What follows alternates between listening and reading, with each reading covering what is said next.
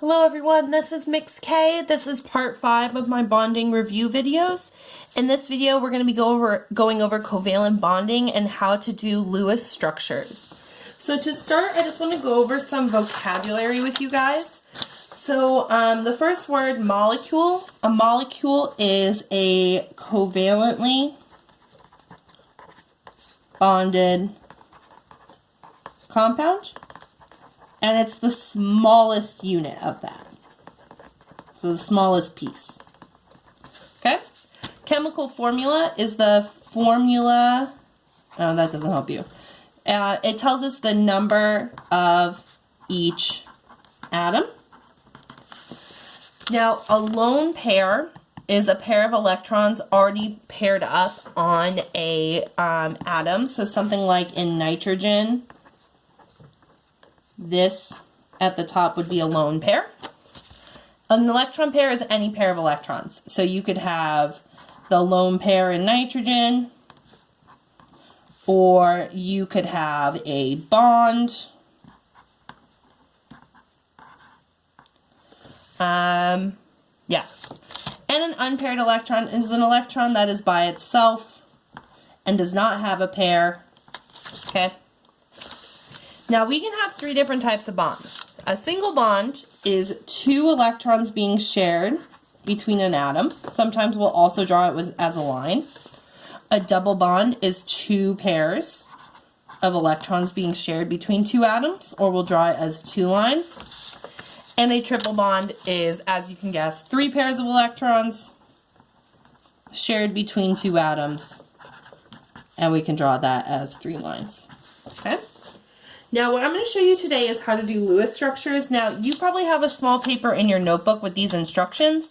I'm going to be going through these instructions as we do the example. I'm not going to keep going back and forth, so just follow along with the instructions as I go through this. So the first thing I want to do is I want to just practice our naming. So we have NH3. So we have 1 nitrogen, so we just say nitrogen. 3 hydrogens, so trihydride. 3 hydrogens. Now, we need to look up the number of valence electrons. This is all of our prep work. So we named it. Now I have 1 nitrogen and 3 hydrogens. Now, nitrogen has 5 valence electrons and each hydrogen has 1. So that means I have a total of 8 valence electrons. We want to find the total so that when we're checking our work, we can make sure we didn't add or take away any electrons. Now I'm going to draw in my dot diagrams so that when I put my pieces together over here, I have the original structure for each. So it has 5, so I go up, down, left, right, up.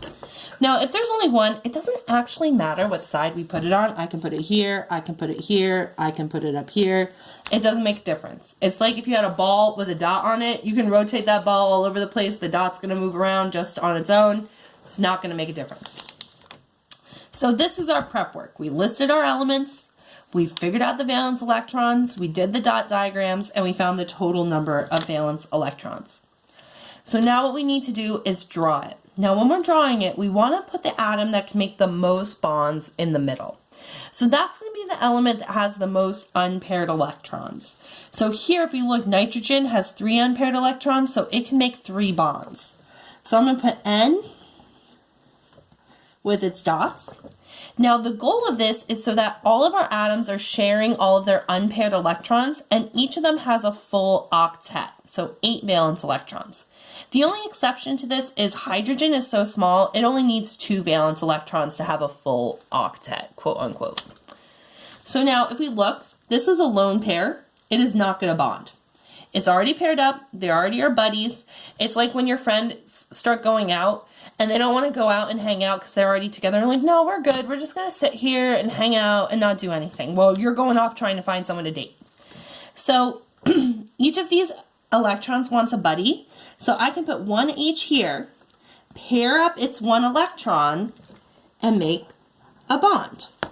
I can put an H here, put in its 1 electron, and make a bond. Now when we put those electrons together, we want to make sure they're paired up in between the atoms so that they can share them, okay? So here, my H, it has its 1 electron, now it shares them. Now to check our work, We want to make sure we have 8 valence electrons. So I have 2, 4, 6, 8. I've used all of my atoms. Now, if we look at each H, now that they share, those electrons count for both atoms. So here H has 2, this H has 2, and this H has 2. So now those are all happy. They all have full octets for H, because H only needs 2 valence electrons. That's an exception. Okay? And now if we cover up the H's, it has 8 around it, so it has a full octet. So this would be our final answer. So the 3 things we checked at the end are all of our electrons paired up?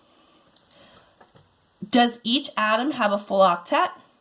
H only needing 2, every other element needing 8. And did it equal the total number of electrons we set? So let's try another example. Here I have S2.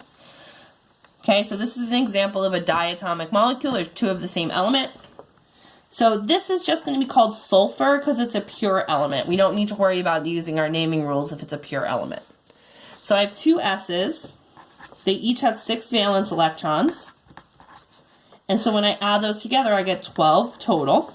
I'm going to put in my dots, up, down, left, right, up, down, left, right, up, down. Okay. Now, because there's only 2, it doesn't matter which one we put in the middle because there is only 2, so they have to be next to each other. I'm going to put in my dots. Now, I'm going to move my dots around a little bit to make my life easier. I'm going to put my pairs on the outside. I'm going to put my single one here in the middle and my single one here at the bottom. So it might seem obvious why I put the single ones in the middle, so we can circle them and make a bond. Now for these 2 at the bottom, they're still unpaired. So when we look, this S only has 2, 4, 6, 7. It needs 8. So what we have to do is take these 2 and pair them up. So now we have a double bond. So it is okay to move our dots around a little bit to make our bonding easier because this is all happening in 3D space. So now let's try P2. So this is just phosphorus. It's a pure element. Okay. So P has 5 valence electrons. So 1, 2, 3, 4, 5. 1, 2, 3, 4, 5. So once again, there's only 2, so we're just going to put them, total 10. We're just going to put them next to each other. So we have P. Now, once again, to make my bonding a little bit easier, I'm going to put the lone pairs on the outside. That way they're not getting in the way because they're not going to bond. So I'll put the 2 here and here, and I'll put the single ones in the middle. So now we can start by circling the one in the middle, and now they're connected. But if we look, it only has 1, 2, 3, 4, 5, 6 electrons, so we have to keep going. So we're going to do another pair. So now they each have 7, and the last pair. So now they each have 8. So this is an example of a triple bond. Okay?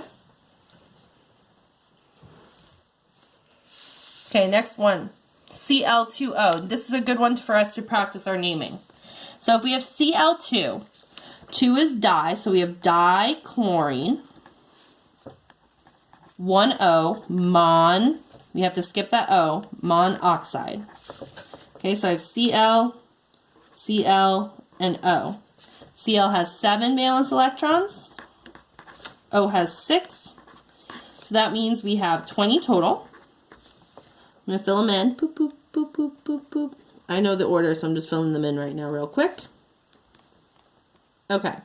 So now we need to think about which one we're going to put in the middle. So which one can make the most bonds? So Cl only has 1 that's alone, so it can only make 1 bond, but O can make 2 because it has 2 that are alone. So if we put O in the middle, okay, make sure you guys can see that. Looks good. And now we want to put the Cl's on either side where there's a lone electron. So we can put a Cl here with all of its dots. Now we want to make sure the lone electron's in the middle so we can pair them up. We'll put Cl on this side, put the lone electron in the middle so we can make sure we can pair them up. Now if we check, the Cl has 8, O has 8, Cl has 8. If you look for our total, we have 2, 4, 6, 8, 10, 12, 14, 16, 18, 20. So we're all set. Last one, SiO2. So we have silicon, skipping mono in the front. dioxide. Okay, so I have, let me make sure you guys can still see. I have Si, which has 4 valence electrons. Be careful when you're doing this that you don't get like the dot on the I mixed up with your dots. If you need to make them darker or whatever, just keep track of them. Okay, and then I have 2 O's. Those each have 6. Boop, boop, boop, boop, boop, boop. Okay, so my total is 6 plus 6 is 12, plus 4 is 16 valence electrons. So now we need to think about which one we want to put in the middle. Silicon has 4 that are alone, so that can make 4 bonds. O only has 2. So I want to show you what would be a wrong example real quick. So let's imagine for a minute we put Si on the end and O in the middle. So just know that this is incorrect, okay? And when I put my electrons in, we're going to end up with something weird. So I have a bond here, and I have a bond here. Now this Si still has lone electrons, and this one's still alone over here. And because they're all the way apart, they're not right next to each other, they cannot share them to make a double or a triple bond.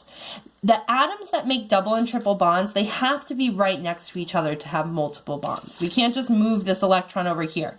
And the reason for that is because these are nonmetals, they don't want to give their electrons away, they only want to share them. So if they, sorry, I've been talking a long time. If they can't share them directly with the one next to it, they're not going to share them at all. So this would be incorrect. So instead, let's put Si in the middle with its 4 electrons. Let's put an O on either side. Now, once again, I'm going to think about where I want to put my lone electrons. So I'm going to put 1 in the middle and 1 at the bottom, and then the pairs on the outside, because now I can do a bond here and a bond here. And then for this one, I'm going to put my electron here and here, my lone electrons, and then my lone pairs on the outside. So I can make a bond here and here. So if you look, we have 2 double bonds. So you have a little wiggle room about where you put your electrons. If you put them in the wrong place, you can erase them and move them or cross them out and move them, but you cannot move them all the way over to another atom. You have to do it within the 2 that are next to each other.